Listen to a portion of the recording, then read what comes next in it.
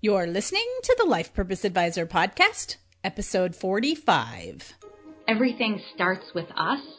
So if there's a quality or something we want out in the world, we need to be that first. And being promotable will first promote others. You're listening to the Life Purpose Advisor podcast. Life purpose, spirituality, higher calling, personal growth, meaningful life.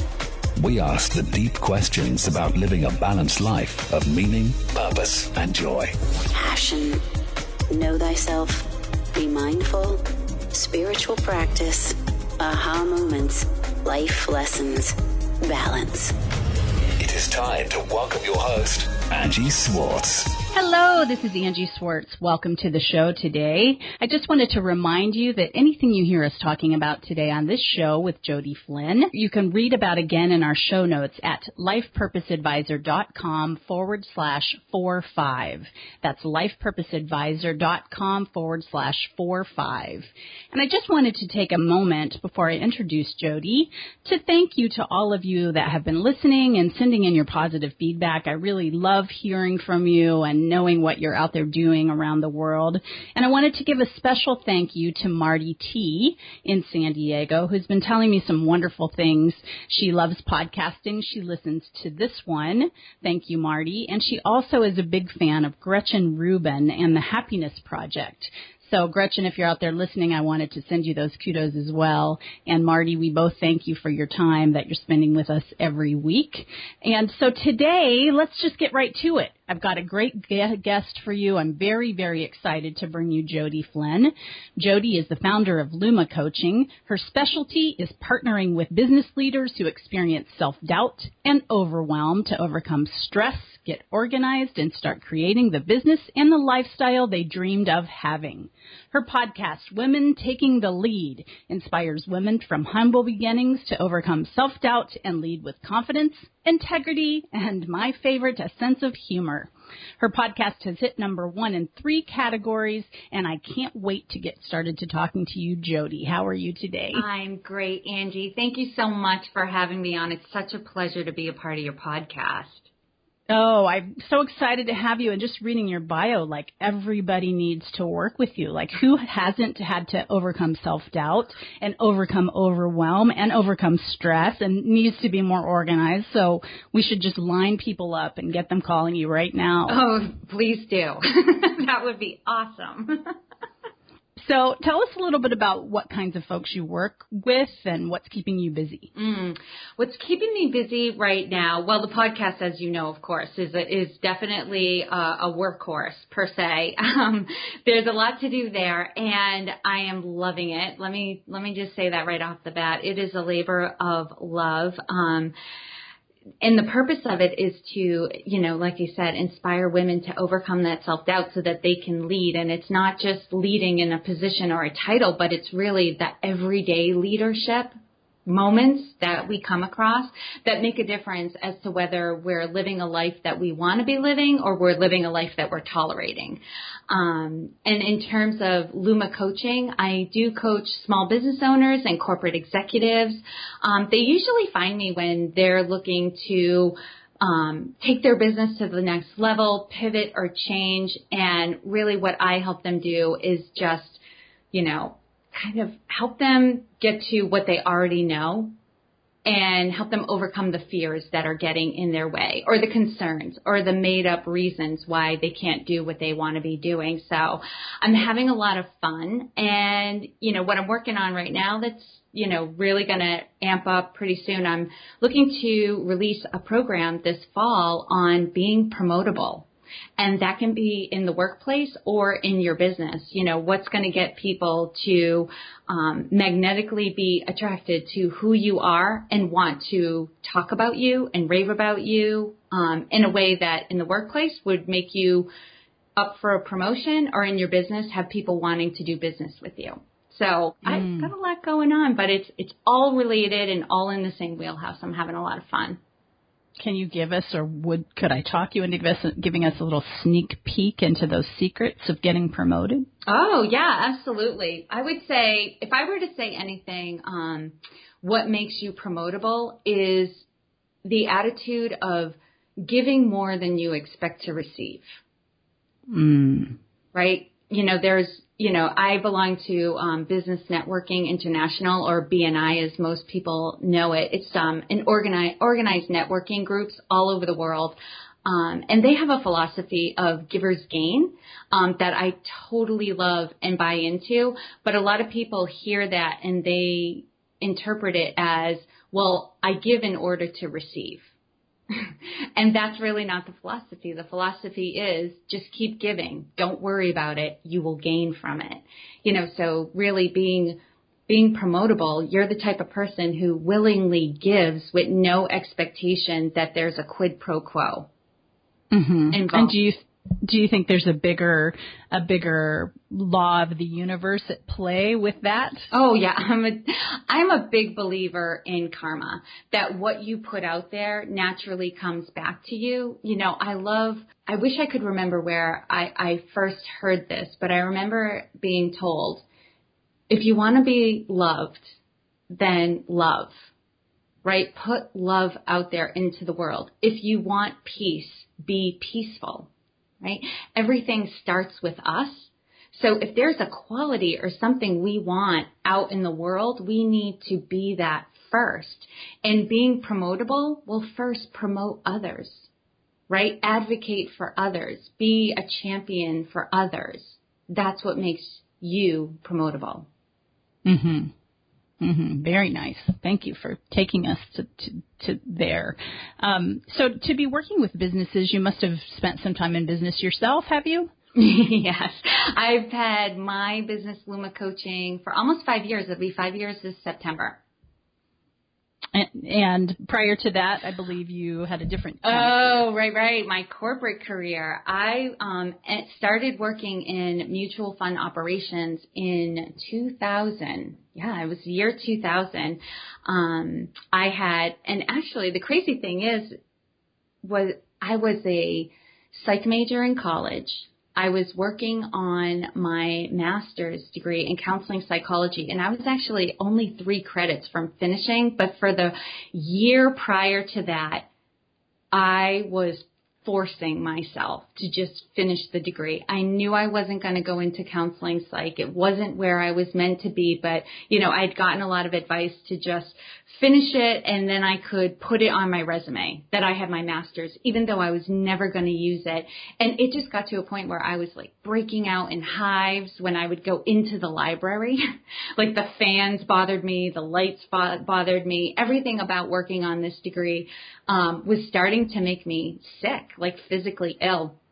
And I finally made the decision, I don't care that I'm only 3 credits away. I'm not doing this anymore.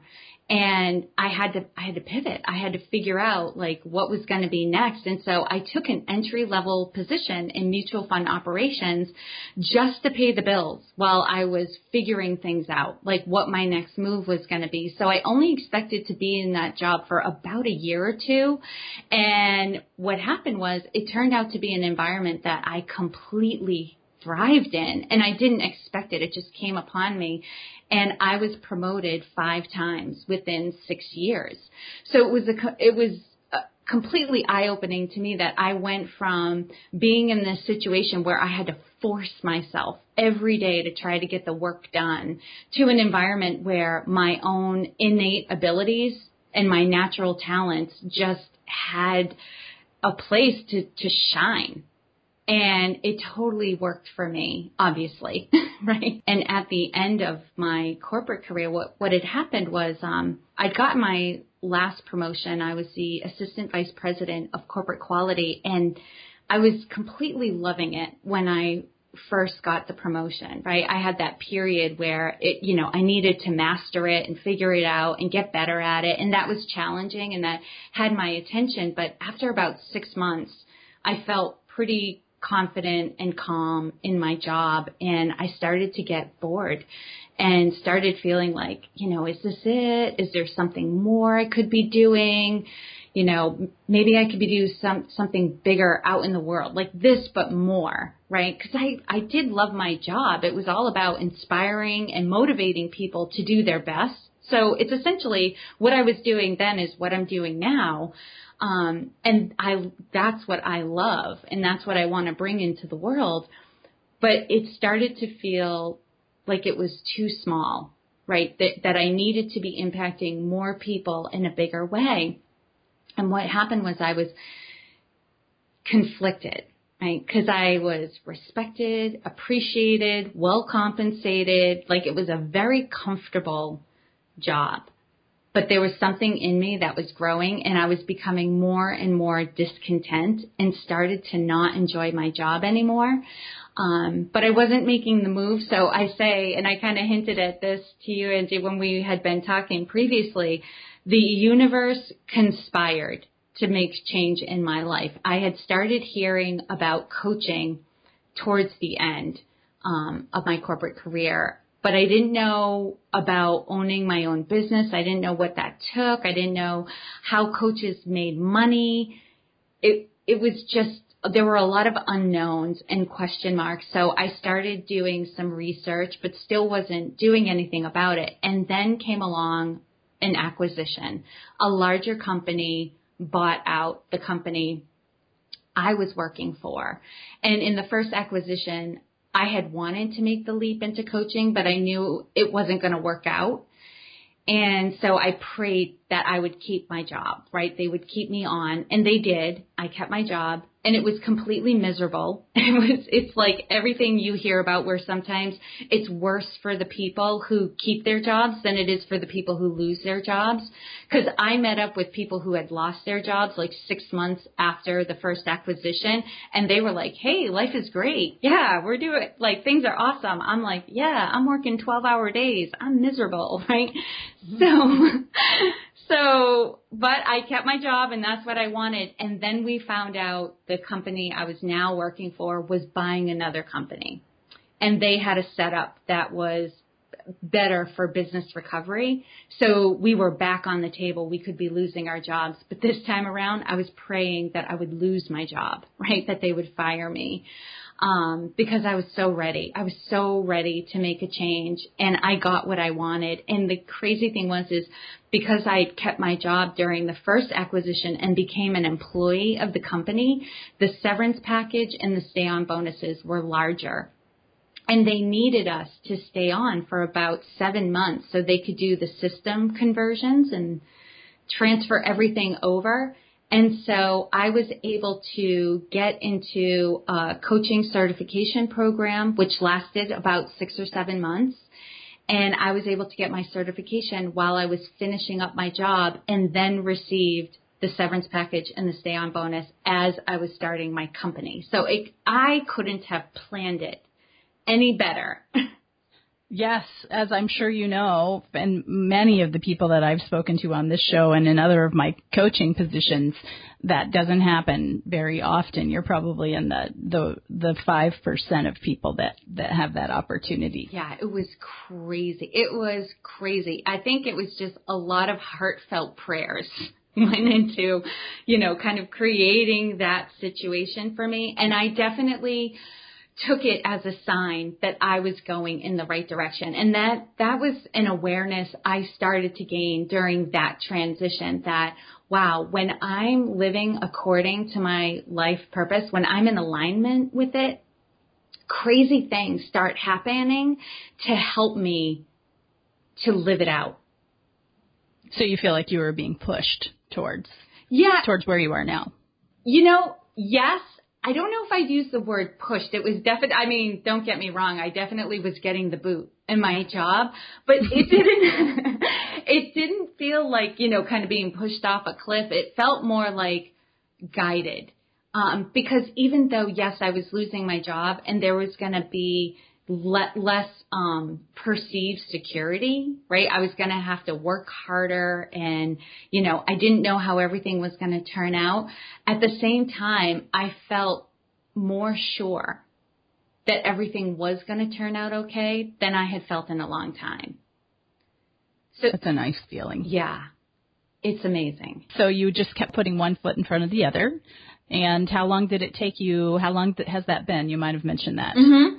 Well, I first found out about losing my job. It would have been about 5.5 years ago. It was in February of 2010. I found out I was losing my job. And in September of 2010, I started Luma Coaching. So it was just helping the company to, make this transition and, start outsourcing what we were doing to another company while I was in coach training. So it was like this crazy, life was overlapping at that point. But, being in the coach program while I was in that environment, because it was a roller coaster. I mean, there were people that I loved, that I worked with, who were not happy about losing their jobs, and they were not as sure about how things were going to be afterwards as I was. So it was, although I was in a position where I was like, this is exactly what's meant to happen. This is the direction I'm going in. This is fantastic. There were a lot of people around me who did not feel that way, who I loved, that I had been working with for years and years. And so emotionally, it was a very trying time as well. Mm-hmm. Mm-hmm. And did this experience influence your choice of what to podcast about? And how did women taking the lead come into the picture? Oh, that's such an interesting question. I wouldn't say that experience was the catapult for the podcast, because initially when I was thinking of starting a podcast, I thought I would interview coaches, right? And have it be all about the coaching industry and what we do with our clients and different techniques that we use and what we're good for and what we've learned from it. But I realized that that wasn't what lit me up. Like, I do love coaches. I love hanging out with coaches and chatting with them, but I couldn't see myself having that interview week after week after week. And when I started thinking about it and reflecting, I realized I've always, even in my coaching practice, although my coaching practice, my clientele is 50-50, women and men. It's a different type of conversation I have with women as I do with men. The conversation I have with men is a lot of fun, because men say what's on their mind and they don't hold much back. And they're kind of like boisterous conversations, and they're always interesting, and I always have a lot of fun and get a lot out of the coaching sessions I have with my male clients. But there's always something about the conversations I have with the women who are my clients where it feels like a more spiritual connection. There's something deeper going on in those coaching sessions, and a lot of times the conversation comes up around who they want to be in the world, right? How they want to express themselves. It's not just about lifestyle. It goes deeper than that. And so... You mean like, what's their life purpose? Yes, that's definitely part of it. But the funny thing is, Angie, sometimes they shy away from that question. It's a big question. It's a very big question. It's a big question. And I think because it's so big, people make up excuses for why it's not a good question, right? Mm-hmm. They're like, oh, well, that's fluffy. Like, oh, I don't really, do I really need to know my life purpose to be successful in my business, right? Or to have the lifestyle I want. But it's always there. It's always under the surface, and I do a lot of spiritual coaching, but it's not blatant, right? The terminology, the words we're using, make it more comfortable. Let me say it again. Make it a little more comfortable for my clients to have the conversation until they come right out and they're like, let's just have this conversation. Mm-hmm. So we ease into it. That was my experience as well, working in, I did a lot of branding work with folks in a company that I owned for 4 years. And when you're talking to people about their positioning and the language that they're going to use about their businesses, particularly in the social media world, you've got to be very poignant on what you're willing to talk about. Mm-hmm. But it becomes very personal, and it's the same as what you're talking about. And people really are talking about their essence, whether they say that's what they're talking about or not. Mm-hmm. Yes. And it's amazing. When people start talking about what they really want to create in the world, they get so moved by it. And it's just beautiful to watch. Like, I can't think of another word to describe it. Yeah. Well, I don't know what you think. I think that's because something bigger than them is they're allowing the flow of something larger to come through them. Absolutely. Whether that's their higher self or whatever words you want to use with it. But when we're in the flow, when we're allowing God or the universe to come through us, there's a different emotion and a different movement that comes with that. Yeah. It gets real, right? Like, they're being completely honest, and because of that, they're not holding anything back. I'm just going to say it. The vibration of the conversation just goes up, and I find myself just locked in the present moment. Like, it's me, it's them, it's what they're saying, and the whole world is spinning around us, but it doesn't matter. It's almost like we're in a bubble, just having that conversation. Like, I'm so tuned in to what they're saying, and what comes out of it is just amazing, because eventually, we'll transition to, great, how do we want to create this? What do you want to do? And that is an awesomely fun conversation to have. Isn't it a gift to get to bear witness to that? Yes. The birthing of a new idea. Yeah. Amazing. So let's talk about your purpose. Do you know what your life purpose is? Yeah. It's so funny. This will be the first time I'm really saying it so blatantly. I think the people who I worked with in my corporate career, they started to see this part of me come out, but it hasn't been something I've kind of vocalized into the world. But I would say my life purpose, the reason why I'm here, is to wake myself and others up to our divinity, so we can live powerful, fulfilling lives of choice. When they really embrace that, and when I really embrace that, right? Because that's something that comes and goes. Like, it's something I have to remind myself of, because I get caught up in the day-to-day. But when I stop and I recognize that, man, the burden and the suffering goes away, and it refocuses my energy and my intention to what I'm trying to create for other people, so that they can have this experience as well. It's really powerful. Mm-hmm. Mm-hmm. What a beautiful life purpose statement. And it's quite a different experience when we, and I say in quotes, because these are my words, not yours, but when we work for God, so to speak, versus when we work for Wall Street, life is a lot different. Mm-hmm. No, I would concur with that. I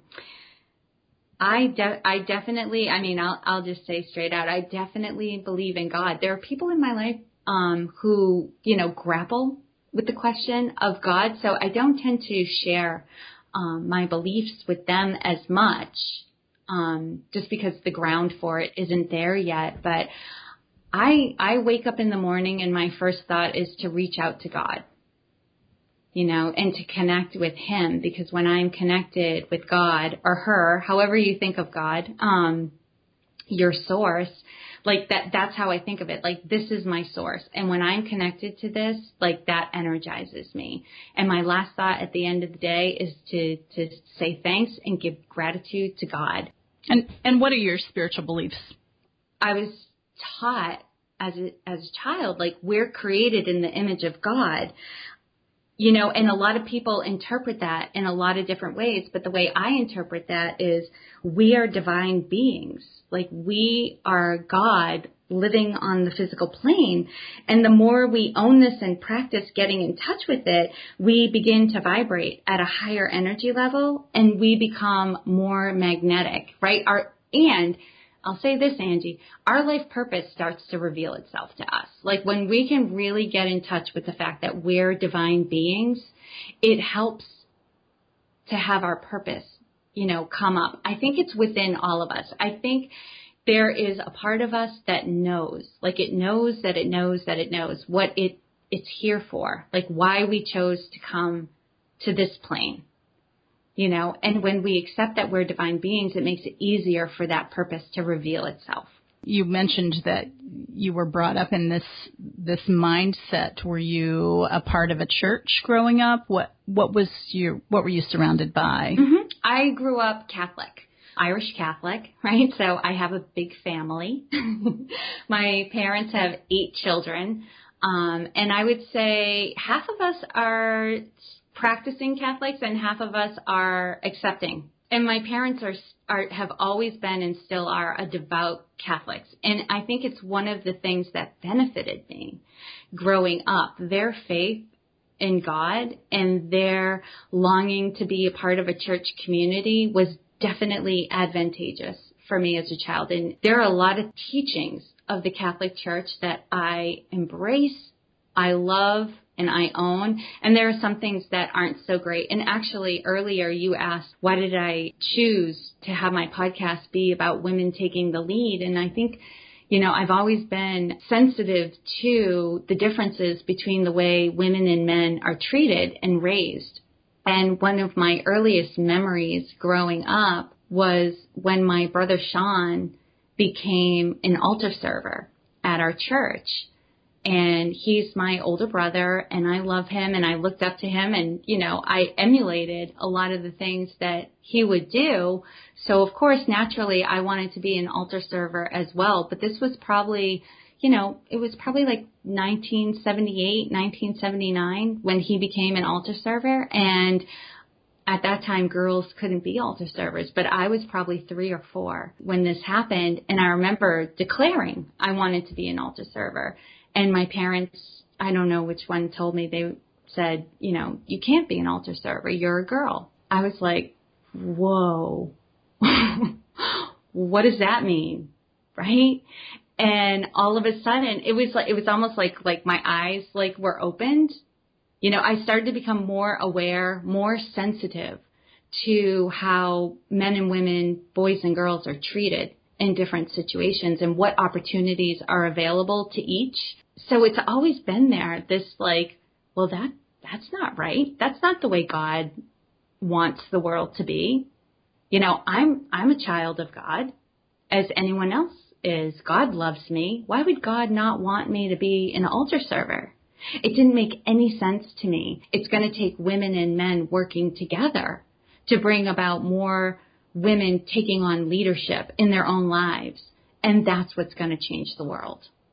Mm-hmm. Mm-hmm. And going back to something you said earlier, you talked about, if you want more love in your life, then love more. I would say that the same is true with this topic about if we want more leadership from women in the world, for women to be out there doing their, personal leadership work and being more internal leaders as well. Yeah. Doing the work is what brings that, I think. But kudos to you for addressing this topic on your podcast. Let's just talk a little bit about what kinds of questions you ask. Oh, well, I ask all of my guests about a playing small moment. And playing small is when you undervalue your own capabilities or you're not aware of what you're capable of. And so I asked them about a time when they were playing small and they might not have been aware of it at the time. And, what they've learned since then. And it's funny because a lot of my guests chuckle and laugh and then ask, oh, which one? Which one do you want to hear about? Right? Because I think we've all experienced, thinking like, oh, well, I want to do that, but I can't. I'm not ready. I'm not the one. And then we kind of get pushed or nudged into a situation where we crush it. We're more than capable. We do great. And then we realize, I could have done that. Oh, I'm capable of this. So I want to ask them about, they're playing small because I want my listeners to recognize they're not alone. When you started to define what playing small is, I started to chuckle a little bit because I think everybody in their hearts knows what playing small means. Like we've all been there for sure. I think it's a part of growing into a bigger version of who we are. Yes. So amazing questions that you're asking and great thoughts that I'm sure are provoked from your listenership. Yes. They're enjoying it. The people, I hear from some people like in my life and I get emails and they'll let me know like which guests and which questions like really got them thinking. and created an aha moment. And oh my God, Angie, that is such a great feeling to know that it's making a difference out there. It's really amazing to get to do the work that we do, for certain. Yeah. For certain. And all the people that you don't hear from that are out there listening that are never going to write you a message or call you that you know are out there being changed because of what they've heard. Yeah. And if that's you listening, I know that you're there, and I send you a big heartfelt pool of energy for the growth that I know that's coming your way. Jodi, let's talk about tools. So talking about people that may never get into contact and they might just take action. They might take action from what we talk about. What are the tools that you've used to get to know yourself better over the years? Well, I'd say they've been, some practices. What definitely helps me to get in touch with my divinity, with my life purpose, is paying attention to activities that light me up, right? That make me really excited. Like I could do them all day. I could sit in a coffee shop having conversations with people all day long, right? And a lot of the people because I'm a business owner, I get together with people, I have coffee dates and we have conversations. I can't tell you the number of times that people have said to me, like, this is the best conversation I've had all week. Or like, oh my God, I feel like you just gave me a free coaching session, because that's what I love. I love finding out more about people and really connecting with them, and then figuring out, like, so where do you want to go? Like, what do you want to create? So that's something that helped me to kind of get on the path of, like, what am I meant to do in the world? So when I heard about coaching, I was like, that's it. That's for me. That's what I'm meant to do. So, pay attention to things that you love doing so much that you lose track of time, and any content. It could be books, movies, songs that when you encounter them, they create a strong visceral reaction, right? If something moves me to tears, I like to kind of just wonder, like, what was it about this that moved me to tears? Like, what really touched my heart? And what really helped me discovering my life purpose and in my business was asking the question, what makes me unique? So I would invite everyone listening, ask yourself, what makes me unique? And what makes you unique? What makes me unique is, like I said, the conversations I have with people definitely make me unique. I'm very good at getting at the heart of what's getting in somebody's way. Like, what is the fear or the concern or the consideration that they're having? And that's how I work with my clients. Like, we do talk about goals and vision and all of that. But when we're doing the work, we're getting at, well, what stopped you right there? Like, why are you hesitating? And when they're completely honest with me and we can get at it, normally we can shift the perspective on it, like really challenge the status quo or the truth of, the lower T truth of what they've said. And when they can get over that hurdle, like, they are off to the races, like nothing's stopping them, and they just get into action and get it done. That is really awesome. I would say I'm a great conversationalist. I connect with people very easily, and I tend to be pretty even-keeled. Rarely do I let things get me down, right? I might get tripped up for a moment or two, but I like to just bring my best to every situation. Since we're talking about practice, let's just talk about you for a minute. So what do? You mentioned that you wake up and you want to connect with Source every day, but do you have a specific set of practices that you try to get in every day? Oh, yeah. I have a morning routine that I try to keep to religiously, because if I don't do it, it throws me off. So I mentioned how first upon waking, reach out to God, have a feeling of gratitude and thankfulness. I'll say a prayer, and then I will brush my teeth, throw water on my face, and then I get back into bed and I meditate. It's for a different length of time all the time, and I know when I'm ready to get out of bed, because I will just feel completely calm, right? I'll go from feeling jittery and tense And it's amazing because you think when you've just woken up, you're actually pretty relaxed and calm. And the reality is your body's pretty stiff and you've already started thinking about the day ahead. So you've already started to like up your stress level. So what I do is just try to center, do some deep breathing. I'll say another prayer. And I have some mantras I might use if I'm having a hard time and my mind is like all over the place, like I've got monkey mind, right? I'll use some mantras to center myself. And then when I feel just completely relaxed, and you feel it, like you're just in the moment, I'll appreciate that for a little while. And then I'll get up out of bed. And then I write in a journal what went great yesterday, what I'm really appreciating about my life right now, some inspired actions I want to take today, what's my intention for the day, and how do I see today playing out. And at the end of my journal, like at the end of each entry, I always write, God, the universe, and I have this handled, and so it shall be. Nice. Very nice. I just want to go back to what you said about mantras. Mm-hmm. Can you tell us some of those, or is there a place that you would refer people to look for some of them? Yeah, I have a few. And the first one, you're probably going to chuckle because when I was in college, a Catholic nun introduced me to Siddha Yoga, which is a type of meditation. And so she taught me the mantra, Om Namah Shivaya, which means I honor the God within me, or I honor the divinity within me. Mm-hmm. And that's what first kind of opened my eyes to this, we're divine beings, So sometimes I'll use that, and sometimes I'll just repeat the word love, like love going in, love going out. Sometimes I'll say prayers. I love the Our Father.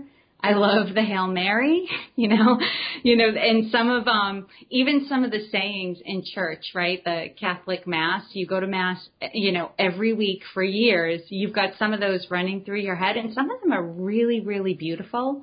I'll find myself saying those. But I think, the easiest one to go to is just love. Just repeat the word love, and you'll find yourself calming down. Mm-hmm. Those are all some great, great resources. You remind me of some of the work of Diva Premal and her great chanting and songs as well. She sings some of the same things. So many great things out there to develop a practice with. Absolutely. So may I ask you a lightning round of yes or no short answer questions? Yeah, of course. Do you think passion and purpose are the same things? I don't. I think passion is an emotion, right?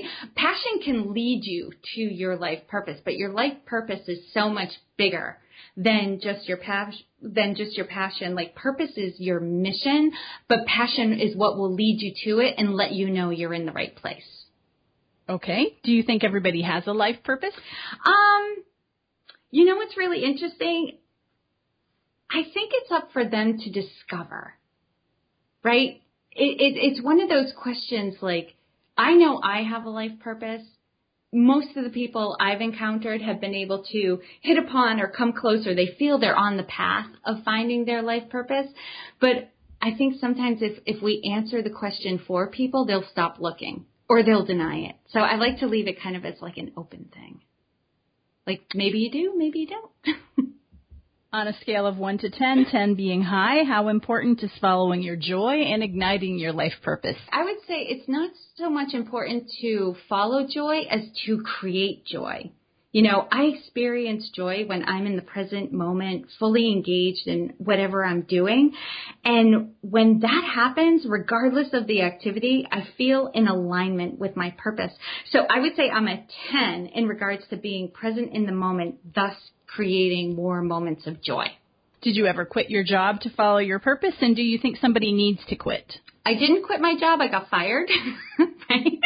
So, no, I don't think so. I think somebody's purpose, they can find their purpose is in alignment with the job they're doing right now.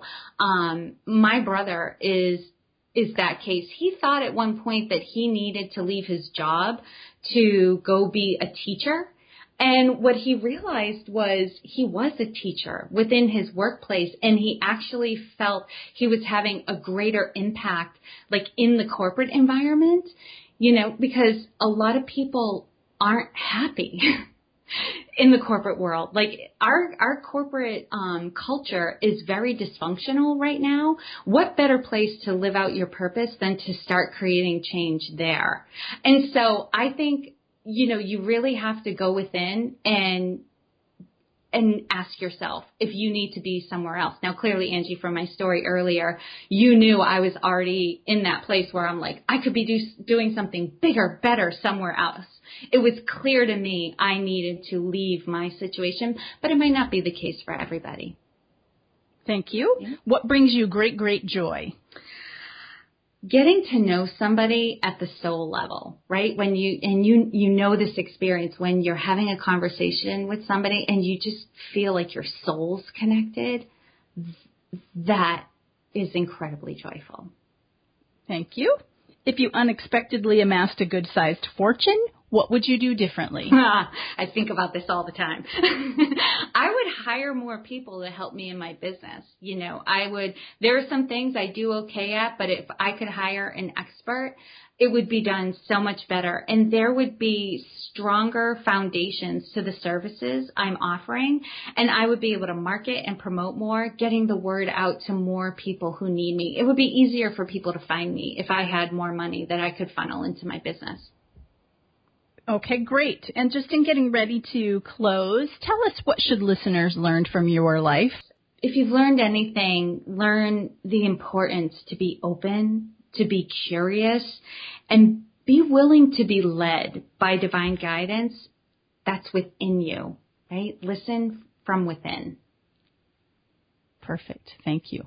So, how can people find more information about you and the work that you do? Mm-hmm.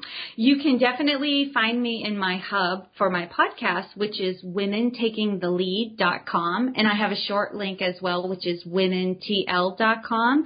But I also, if anyone's interested, I have created success mindset analysis. It's 8 quick questions that you answer. It's like a quick quiz that will gauge where you are in terms of where your mind is leading you in terms of success, right? Do you have a mindset for success or not? And it's kind of a gauge.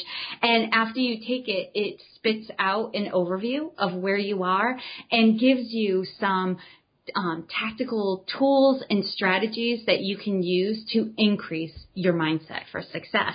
And you can find that at womentakingthelead.com/purpose.